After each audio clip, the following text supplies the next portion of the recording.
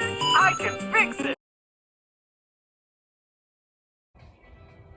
All right, you see that green tab in there?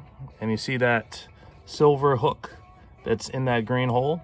So when the door was not unlocking, that hook was not actually inside that green hole. It was above it, and it was clipped in.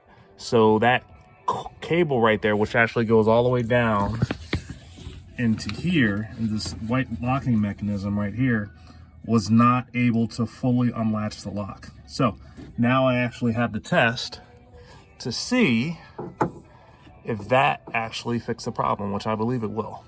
So here we go.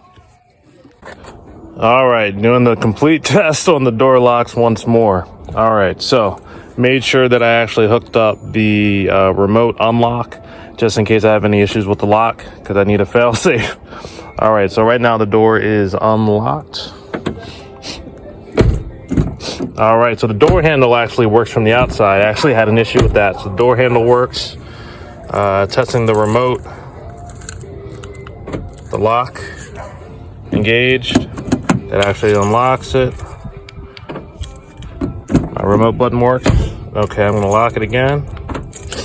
All right, now the issue that I had originally was the door lock was not opening all the way.